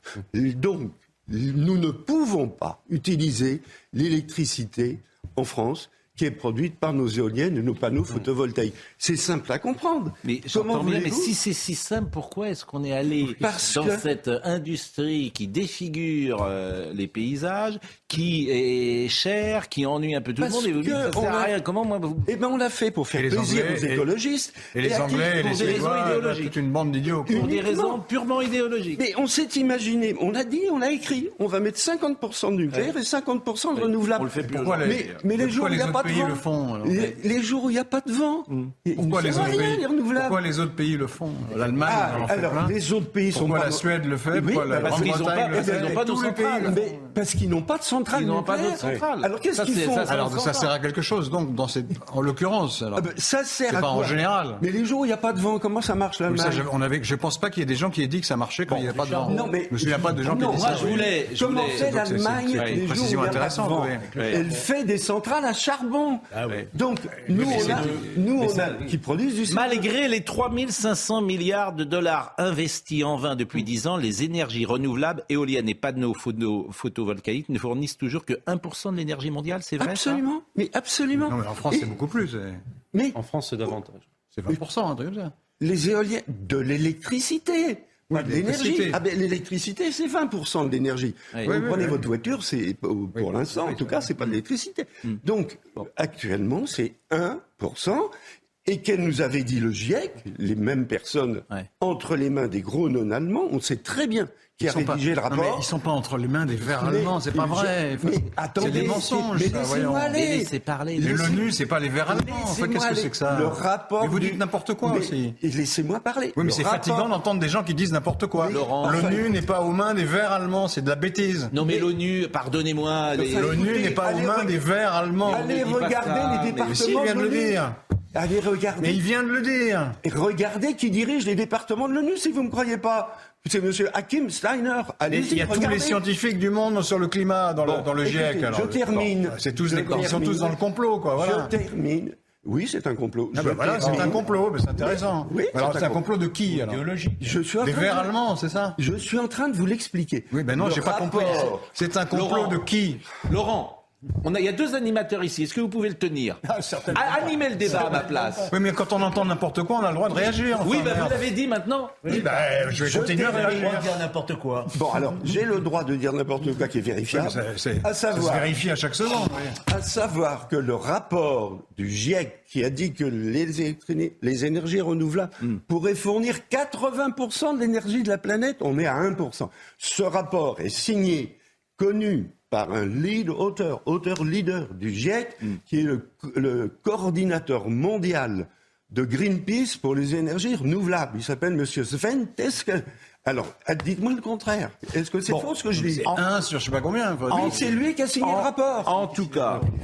C'est lui qui a signé le rapport. Et puis tout ça n'est pas le fait que la planète se réchauffe et que les glaciers fondent. Enfin, il suffit de... Vous aimez un peu la montagne. Moi, je vais souvent en montagne. Le glacier du Vignemal dans les Pyrénées, il est devenu peau de chagrin alors qu'avant, il était immense. C'est incontestable, ça, non? Le glacier dont vous parlez, il n'existait pas au XIVe siècle. Mais oui, il y a des variations de température, mais j'ai reçu des gens ici qui en un siècle et demi, Pascal. Le problème... Est-ce que vous dites... Depuis un siècle et demi, il faut regarder la courbe de réchauffement climatique sur un siècle et demi, soit depuis la révolution industrielle. Oui, ça fait une exponentielle en mathématiques. Il n'y a pas de courbe avant parce qu'il n'y avait pas de... Ça fait 1 degré. Et l'exponentielle colle à la mondialisation et à la révolution industrielle, c'est un hasard pour vous? Non. Ah oui. Attendez, expliquez-moi pourquoi il y a eu l'optimum climatique. On passe d'1 milliard à 7 milliards d'habitants, c'est un hasard. Expliquez-moi pourquoi il y a eu un optimum climatique dans l'an 1000 qui a permis de faire nos cathédrales parce qu'il y avait des récoltes abondantes. Il n'y avait pas de voitures diesel. Alors arrêtons. Je crois que c'est la première fois que c'est dans ces proportions-là. Frédéric Tadei, qu'est-ce que Frédéric Tadei, que doit faire l'animateur? Que doit faire l'animateur? Il doit avoir mis en face de monsieur quelqu'un qui a autant travaillé que lui. Bien sûr. Et qui réfute tous ses arguments. Je suis d'accord. Je suis d'accord. Ce qui est difficile à faire pour ceux qui n'ont pas du climat. Je suis d'accord. Avançons. L'insécurité. J'ai deux trois petits sujets. Il reste 20 minutes. J'ai fait une recherche sur le climat. J'ai écrit 8 livres sur le climat. Oui, mais c'est des livres de seconde main. Ah, de seconde main. Oui, de seconde main. Vous avez pris le rapport du GIEC, puis vous analysez le rapport du GIEC. Vous n'avez jamais produit la mortalité routière, on s'en souvient. Oui, il est très bon en matière routière. D'accord, mais ça ne veut pas dire qu'il est bon en climat. Ne le traitez pas de cette manière-là. Bon, je le traite comme il est mérite. Comme je suis très en retard, j'ai deux sujets possibles. Soit on parle de l'insécurité à Nantes, c'est une antienne. Soit on parle des peines minimales et planchées qui ont été. Il n'y aura pas de peine minimale planchée. Oui, c'est une erreur. Nantes. Les deux femmes, les deux religieuses qui se mettent au Krav Maga, etc. Ça, je trouve ça excellent. Voyons le sujet de Mickaël Chailloux à Nantes. Voyons le sujet de Mickaël Chailloux à Nantes, parce que, alors, là encore, pardonnez-moi, il n'y a quasiment que nous qui en parlons. Deux religieuses. De Nantes, ça c'est sûr. Oui, mais deux religieuses à Nantes qui sont obligées de quitter la ville pour des raisons de sécurité. Alors, ça n'entre pas dans la grille de lecture de France Inter. Ça. Donc on n'en parle pas. Sauf que le jour où ils vont en parler, vous allez faire un communiqué dans ce cas-là. J'aimerais qu'ils en parlent, parce que si c'était pas deux religieuses catholiques, peut-être que... c'est vrai je n'en sais rien. Peut-être que ça éveillerait... C'est des Verts allemands aussi qui dirigent France Inter. Ça, c'est peut-être plus vrai que pour le GIEC. Enfin, une parole sensée. Bon, écoutez ce reportage de Mickaël Chailloux. Depuis 8 ans, les deux religieuses veillent au quotidien sur cette église Sainte-Croix en plein centre-ville de Nantes, ouverte à tous. C'est un crève-cœur de partir, disent-elles aujourd'hui, mais elles se sentent épuisées face à l'insécurité. On n'est pas les franciscains du Bronx et je pense qu'aussi il faut peut-être une carrure un peu plus forte pour être en ce lieu. Si on n'avait pas eu ces petits cours de self-défense, ça aurait pu être des agressions physiques. En fait, on a su prendre de la distance quand ça devenait dangereux. Et on a eu quand même une personne qui nous a craché dessus et qui est aussi une autre personne qui en serait venue aux mains s'il n'y avait pas des paroissiens, des fidèles ou des gens qui étaient intervenus. Les religieuses précisent que les choses vont mieux depuis novembre et l'arrivée de renforts policiers en centre-ville. Mais leur décision est prise, une décision que comprennent les commerçants qui déballent devant l'église et les paroissiens. L'église, c'est un endroit de refuge aussi, donc forcément ils sont au premier plan, quoi, les sœurs. Voilà. Pour leur sécurité, quoi. Elles ont peur, elles vivent continuellement, comme nous on fait d'ailleurs dans le quartier, on a peur de tout. Hein. Pourquoi ? Qu'est-ce qui se passe dans ce quartier ? Vous ne voyez pas la clientèle qu'il y a ? Vous voyez à côté du parking de Cré, c'est pas mal. Avec les chiens, non. Les deux sœurs partiront en juillet. La paroisse Sainte-Croix recherche des volontaires pour reprendre la mission. Alors, Gilda Salin, qui est un des adjoints au maire de Nantes, lui, il n'est pas au courant, manifestement, de ce qui se passe dans sa ville, et il est sur une forme de déni. Cette dame qui dit on a peur de tout, parce qu'il faut se balader dans les rues de Nantes, hein, je vous assure, vous pouvez être surpris. Je sais pas, vous êtes allé à Nantes, Laurent Geoffroy ? Oui, j'ai de la famille à Nantes. Oui. Et vous êtes allé quand ? Il y a 3 mois, je crois. Et comment vous avez trouvé ? Je suis pas resté longtemps, je n'ai pas fait une enquête, donc je peux pas vous dire. Mais effectivement, il y a de l'insécurité, il n'y a aucun doute. Il y a de l'insécurité. Et puis là, c'est une forme d'insécurité toute particulière. Je ne suis pas dans le déni, contrairement à ce que vous pourriez penser. Puis là, pardonnez-moi, parce que juste d'un mot sur les religieuses, pour moi, sur les religieuses, ça va même au-delà de l'insécurité. Pour moi, c'est une expression d'une forme de choc des civilisations, parce que c'est pas un hasard s'il s'agit d'actes antichrétiens, et si les actes antichrétiens explosent en France et partout dans le monde. Donc je pense qu'on aurait tort de prendre ce phénomène-là à la légère et de ne pas en tirer des conséquences sur l'évolution de la société. Alors écoutez, monsieur Gilda Salin, à la mairie de Nantes. J'étais quelque peu étonné dans la mesure où nous n'en avons pas échangé récemment, alors qu'il nous arrive d'échanger des messages ensemble. Je sais aussi qu'elles sont bien connues, notamment des services de la police municipale qui intervient autant que de besoin et qui passent très régulièrement autour de l'église et du passage Sainte-Croix, du jardin. Et ce qui m'étonne, c'est que nous avons eu d'énormes progrès quant à la situation dans ce secteur, dans le quartier du centre-ville d'une manière générale, grâce au renfort à la fois de la police municipale, mais aussi de la police nationale et des relations fonctionnelles combinées que nous portons ensemble. C'est vrai que le contexte actuel étant à l'amélioration, et ce sont les chiffres notamment de la préfecture qui le prouvent, mais les commerçantes, les commerçants comme les habitants du quartier m'en parlent aussi régulièrement, que cette situation s'améliore. Je dis donc en effet que j'étais assez étonné lorsque j'ai découvert leur message, mais une fois encore, il ne m'appartient pas de commenter cette décision qui leur appartient. Oui, la situation s'améliore, mais je ne commenterai pas. C'est tellement la langue de bois que les copeaux tombent à chaque fois, à chaque phrase. C'est extraordinaire. Mais peut-être que la situation s'améliore, pourquoi vous dites ? Oui, alors je vous confirme. Elle est très mauvaise au départ, mais... Je vous confirme que depuis que Gérald Darmanin a pris l'affaire en main et envoyé des policiers... Qu'est-ce qu'il a dit ? Oui, vous me coupez tout le temps en fait. J'abondais dans votre sens. Oui, bien sûr, abonder en silence. Et c'est vrai que la situation s'améliore un peu. D'ailleurs, il y a quelqu'un qui m'écrit quelque chose mais de vous avez des ambitions politiques à Nantes, vous? Ah non, aucune. Ah bon?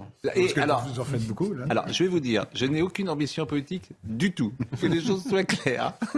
Contrairement à vous, je crois, parce que vous avez fait 73% aux dernières élections. J'étais pas quand candidat. vous êtes engagé avec Anne j'ai jamais été Hidalgo. candidat nulle part, j'ai comme vous, moi, au fond. Exactement comme vous. Mais vous étiez dans l'équipe d'Anne Hidalgo. Je lui donnais un coup de main, oui, c'est vrai.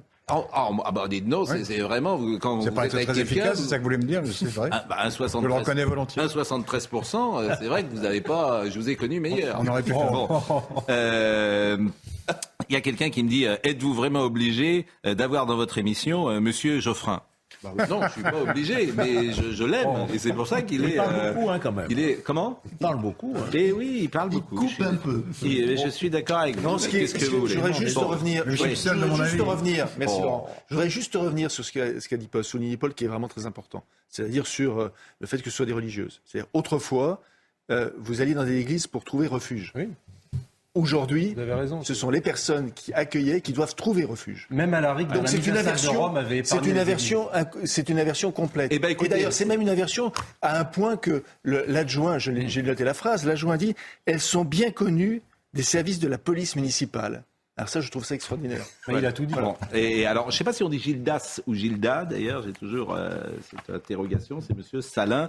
Et alors, voyez cette image que si vous souhaitez aller sur la page Facebook de la Fraternité bénédictine apostolique, je ne doute pas, cher Laurent, que vous le fassiez ce week-end, eh bien, vous pourrez voir Sœur Marie-Anne Leroux ou Sœur Agathe Dutrey, je ne sais pas si on va les voir. Marine, c'est une image qu'on avait passée hier soir. Et est-ce qu'on l'a, cette image? Non, on ne l'a pas. Bon.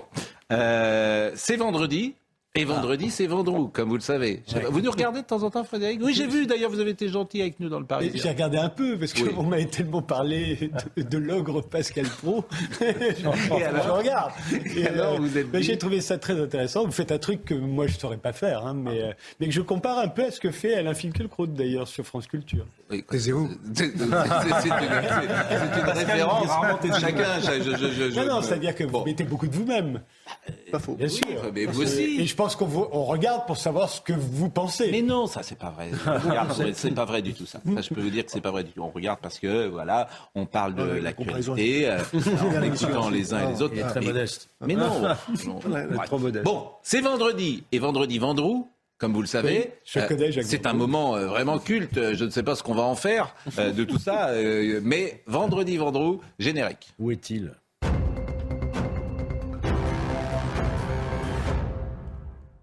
Ah, il n'y a pas de musique aujourd'hui. Ah si.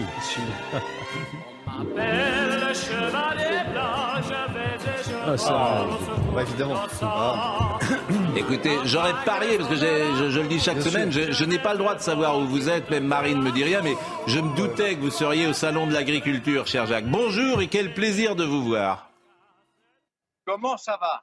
Vous savez, Pascal, que vous faites un triomphe ici. Un triomphe. Quand ils m'ont vu arriver, ils m'ont dit que vous êtes là pour Pascal Praud, j'ai dit oui. Alors donc, je suis au Salon de l'Agriculture. Alors, on vous entend pas très bien, cher Jacques, on vous entend pas très bien. Là, vous m'entendez pas. Ah bah oui, il faut que vous vous rapprochiez, parce que vous n'avez pas compris à chaque fois que je vous le dis, il faut que vous vous rapprochiez du micro. Vous entendez la vache. Voilà. Non, mais je me rapproche du micro, mais je vous signale quand même qu'il y a 80 000 personnes par jour. Donc, il y a un petit peu de bruit, il y a un petit peu d'ambiance. Je m'en excuse. Je suis avec Palombre, une vache magnifique. Elle est charmante. Elle m'a longuement parlé de vous. Elle fait 782 kilos. Elle est originaire du Cantal. Elle a 4 ans. C'est la première fois qu'elle vient. Et elle appartient au groupe Salers. D'ailleurs, ils m'ont demandé de mettre la tenue. Je l'ai mise pour vous, Pascal. Et donc, c'est un grand moment. Alors, j'ai quand même une mauvaise nouvelle à vous annoncer. J'ai demandé aux 2 propriétaires de la marque Salers s'ils aimaient bien le football. Ils m'ont dit on est supporters de Saint-Etienne. Je suis désolé. Et l'autre m'a dit, Damien m'a dit, lui, il est supporter de l'Est Montferrand rugby. Voilà. Vous savez tout. Et je voudrais dire, franchement, qu'il y a un monde fou, que c'est bien organisé, que c'est une fête qui est hyper positive, qu'ils aiment le football, qu'ils aiment le rugby. Et c'est vraiment un grand, grand moment de convivialité. Je rappelle que que Palombe... Bon. Est-ce que vous pouvez, qu'on voit la vache quand même, Jacques, qu'on voit la vache et que vous... Est-ce que vous pouvez interviewer la vache? Parce que ça, c'est ça qui m'intéresse. Est-ce que vous êtes capable de faire dire un mot à cette vache de 780 kilos? Non, mais regardez, vous allez adorer. Ouais, vous n'avez pas l'air très rassuré. On voit quand même que c'est. Voilà, Il y a les assistants qui tiennent les cornes. Vous êtes, et puis il y a les assistants qui tiennent les cornes. Est-ce que vous savez traire une vache? Je vous signale quand même que le père de Palombre s'appelle Neymar et sa mère Juliette. Voilà, si vous voulez tout savoir. Juliette, est-ce que vous savez traire une vache, Jacques? Comment? Est-ce que vous savez traire une vache? Traire. Non, alors là, non. Là, faut pas me demander trop. Déjà m'envoyer au salon de l'agriculture. Je suis très, très heureux. Très, très bon moment. C'est ça que j'aimerais voir. J'aimerais vous voir en train de traire une vache. Bon, merci en tout cas. Non, mais j'ai croisé quelqu'un qui vous embrasse, qui habite Saint-Herblain. Voilà. Vous me demandez de le dire. Bon, c'est une information, effectivement, et je vous remercie de me l'avoir donné. Vous saluerez cette personne, bien évidemment, cher Jacques. Bon. Donc, Palombre, 782 kilos. Ah oui, non, mais ça, on ne va pas redire ce qu'on vient de dire à l'instant, parce que faut nous laisser maintenant. Merci, cher Jacques. Merci. Et puis moi, je serai au Salon de l'Agriculture tout à l'heure avec nos amis d'RTL, pour tout vous dire, parce qu'on va faire là-bas l'édition de la mi-journée. Je voulais vous dire également que... Alors, vous savez que le docteur Millot, désormais... Pas oublié, c'est bien. Non seulement j'ai pas oublié, mais chaque vendredi, nous passerons un extrait du docteur Millot. Eh oui. Brigitte nous parlera d'un fléau qui concerne beaucoup d'entre vous, les allergies. Je ne sais pas si vous êtes allergique à part à moi, vous êtes allergique à personne, monsieur Geoffrin. Dans une seconde partie, elle montrera des images exceptionnelles du corps humain, comme vous ne l'avez jamais vu grâce à un logiciel. Et ça, c'est exceptionnel. Regardez cette séquence. C'est la première fois qu'on faisait un musée métavers médical. D'accord, alors on va aller se balader dans votre musée métavers médical et vous allez nous commenter, c'est toujours mis en image. Oui. Hein.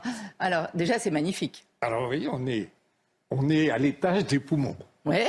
Et oui, on voit les embolies, et tout d'un coup, on va voir 3 images parmi quelques milliards. On va voir une seconde le foie, le poumon. On peut aller partout. Le cœur, il n'y a plus de limite. Ouais. C'est l'infinité des mondes parallèles, je dirais. Bon, c'est samedi à 10h, et puisqu'on est dans les annonces, demain soir, 12 heures plus tard, exactement, à 22h, entre 22h et minuit, on pourra vous écouter. Est-ce que votre programme de demain soir est déjà fait? Jamais. Moi, j'ai jamais réussi à faire une émission où on avait le programme la veille ou l'avant-veille. Jamais. J'ai jamais réussi. Mais est-ce que on a des pistes quand même est-ce que vous savez de quoi vous allez parler demain? J'ai une vague idée. Par exemple, la majorité numérique, c'est très intéressant. C'est quoi la majorité numérique? C'est que maintenant, les moins de 15 ans ne pourront plus s'inscrire, avoir un compte sur les réseaux sociaux sans l'accord de leurs parents. C'est une révolution pour les moins de 15 ans. Quand les moins de 15 ans, heureusement, ils ne regardent pas la télévision en général, mais quand ils vont l'apprendre, ils vont être fous. Qu'est-ce qui vous a intéressé cette semaine dans l'actualité, Frédéric? Plein de choses.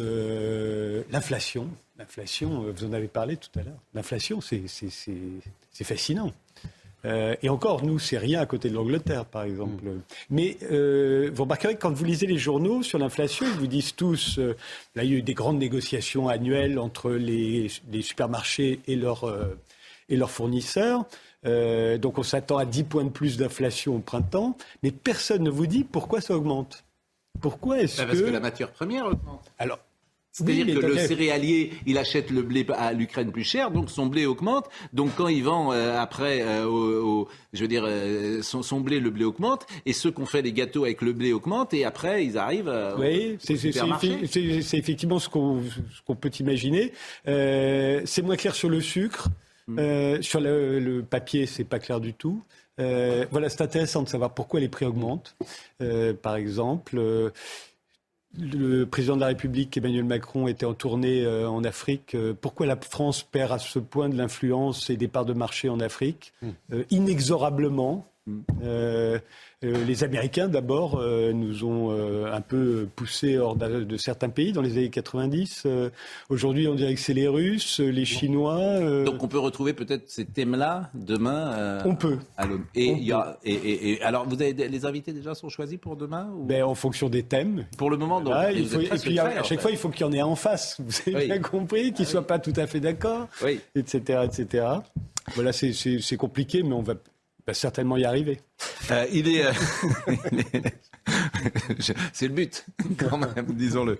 Bon, et ça commence à 22h et puis ça se termine à minuit. Et c'est vrai que c'est un moment où on peut peut-être réfléchir le samedi. Voilà. Non que dans mon émission le matin, on ne réfléchisse pas. Voilà. Prendre un peu de recul par rapport à la semaine, un peu de hauteur. C'est décryptage, tout le monde dit la même chose. Je crois qu'il faut prendre du recul sur l'actualité, il faut pouvoir la décrypter. Et nous serons avec quelques spécialistes. Vous voyez, j'aime. Je ne prends jamais ce terme-là. Non, mais pas mais j'aime. Alors que le matin, c'est un peu l'émission d'accueil, on prend le tout. Non, on ne prend pas de tout recul, nous. On y va, on arrive le matin, on dit on décrypte pas, on ne prend pas de recul. C'est le principe. Audrey Berthaud. Les obsèques de l'enseignante Agnès Lassalle seront célébrées aujourd'hui dans l'intimité. La messe se tiendra en l'église Sainte-Eugénie de Biarritz à 14h30. La professeure d'espagnol est décédée la semaine dernière après avoir été poignardée en classe par l'un de ses élèves. En Corse, une vingtaine de veillées étaient organisées hier soir pour le premier anniversaire de la mort d'Ivan Colonna. Concernant l'enquête sur les circonstances de sa mort, les avocats de la famille demandent la levée du secret défense concernant Franck Elongabé. Ils veulent savoir si l'assassin présumé du détenu corse était une source du renseignement pénitentiaire. Et puis à partir d'aujourd'hui et jusqu'au 5 mars, une nouvelle collecte des Restos du Cœur se tient dans 7000 supermarchés en France. Cette année, la misère est beaucoup plus forte, alerte le président des Restos du Cœur, Patrice Douré, en précisant que les jeunes de moins de 25 ans constituent la moitié des bénéficiaires des Restos du Cœur.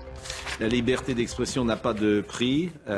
Frédéric Tadei, qui a commencé donc la semaine dernière son émission sur CNews, est-ce que, pour conclure cette émission, vous diriez qu'elle vous paraît moins présente, cette liberté d'expression, qu'elle ne l'était et c'était la première question que je vous avais posée il y a 30 ou 40 ans.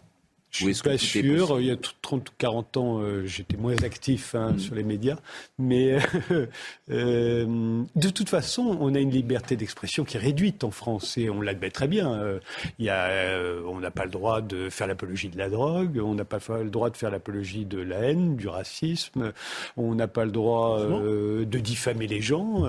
Voilà, il ne faut pas croire qu'on vit dans un pays où on a le droit de tout dire. Moi, je trouve que la loi en France est plutôt bien faite. Je le comprends. Mais je comprends très bien que les Américains nous trouvent empêtrés dans des lois qui n'ont pas de sens. Parce qu'on peut tout dire aux États-Unis. Aux États-Unis, c'est primordial. Il y a une censure privée. Oui, mais il n'y a pas de censure d'État. Mais il n'y a pas de censure d'État. Oui, mais c'est remplacé par la censure privée qui n'est pas toujours moins rigoureuse. Vous pouvez être nazi. Regardez, à Hollywood, ils ont été soumis à des règles volontaires, mais très très strictes. Pendant 50 ans. C'est-à-dire que c'est très paradoxal, comme toujours aux États-Unis. Il y a des éléments de liberté. Vous avez le droit d'être nazi, vous avez absolument tous les droits. Chez nous, c'est pas possible. Vous ne pouvez pas. Mais voilà, est-ce qu'il faut s'en plaindre? Dans ce qui me paraît le plus significatif des dernières années dans notre société, le wokisme m'intéresse vraiment. Vous souriez, mais le wokisme à l'université, parce que ce sont les gens qui seront demain en place, me paraît un des sujets majeurs de notre... Si vous voulez, pour moi, ce qui s'est passé, c'est que tout le monde s'est un peu radicalisé, il faut bien le dire, mais c'est vrai de tout le monde. Et au fond, à l'université, on a passé son temps, mais depuis très très longtemps, en France, à Paris notamment, à jeter des anathèmes et à refuser que l'autre puisse s'exprimer. C'est toujours le même problème, au fond, c'est que... Alors après, vous avez des rapports de force qui évoluent. Mais au fond, tout le monde est pour la liberté d'expression, mais la sienne, pas celle de l'autre. Oui. C'est exactement. Je remercie Jacques Vendroux, qui était en direct donc du Salon de l'Agriculture ce matin. Magnifique, Jacques. À demain. Oui, à demain. Vous prenez un deuxième ticket. Je ne sais pas s'ils vont vous laisser ressortir. Hein. Non, mais à demain, il y a Paris Saint-Germain-Nantes quand même. Ah oui, Paris Saint-Germain-Nantes. Vous avez parfaitement raison. Je vous remercie de le rappeler également. Merci, Monsieur Gérondeau. Le climat par les chiffres. Donc c'est bien d'écouter une parole, j'allais dire, dissidente. Merci à Marine Lançon, bien sûr, qui était avec nous cette semaine. Merci à Laurent Capra qui était à la réalisation, Grégory Possidalo qui était au son, David Tonnelier à la vision, Justine Cerquera qui était également là cette semaine. Vraiment grand merci à Marine qui de main de maître organise toujours tout cela dès très tôt le matin. Et puis bon courage à vous, bonne chance à vous. On ne dit pas bonne chance d'ailleurs. Je sais ce qu'on dit, mais on le dit, on le redit puisque vous repartez. Dites-moi bon week-end. Voilà, bon week-end Pascal, bien sûr. Et Jean-Marc Morandini dans une seconde.